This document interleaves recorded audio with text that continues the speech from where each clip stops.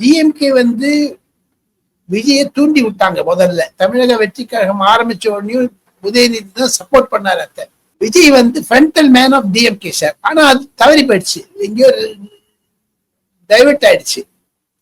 அவங்க சினிமா இண்டஸ்ட்ரியை வச்சு இந்த பாலிடிக்ஸை கண்ட்ரோல் பண்ணான்னு பார்த்தாங்க through drug money and arrack money and liquor money. அது நடக்கல, அது பிச்சுருச்சு.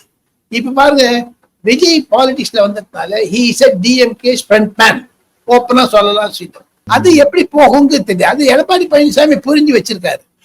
இது விஜய் வந்து திமுக ஓட்ட பிரிப்பாரா இல்ல சேர்ப்பாரா தெரியாது. அவர் வந்து ஈவன் இன் சர்வேஸ், அண்ட் நான் ஒரு பிரைவேட் டெலிவிஷன் ஆங்கில தொலைக்காட்சிக்கு ஒரு சர்வே பண்ணியிருக்காங்க. அதுல கூட சொல்றாங்க, வரக்கூடிய நாட்களில் எப்படி இருக்கும் என்று கேட்டால் ஒரே ஒரு விஷயம், விஜய்க்கு குறைந்தது 8 முதல் 12 வரை பர்சன்டேஜ் வந்துடும். அதுல வந்து ஒரு 20 சீட்டை பிரிச்சிருவாரு சொல்றாங்க.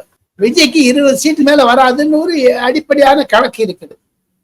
தனியா பண்ணாருன்னா, ஏடிஎம்கே சேர்ந்துட்டாருன்னா விஜய் மே கெட் 35 சீட்ஸ்.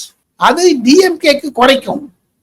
ஆனா முதல்ல ஆரம்பிச்ச போது டிஎம்கே சப்போர்ட்டரா இருந்த விஜய் இப்ப மாறிட்டார். அது எங்க போய் முடியும் தெரியல. அக்டோபர் நவம்பர்ல தான் ஒரு ஃபுல் பிக்சர் வரும் ஸ்ரீதர். ஃபுல் கிளாரிட்டி வந்துரும் சார். ஓகே, கல்மினேஷன் ஆகுது அக்டோபர் நவம்பர்ல முடிஞ்சிடும் சார்.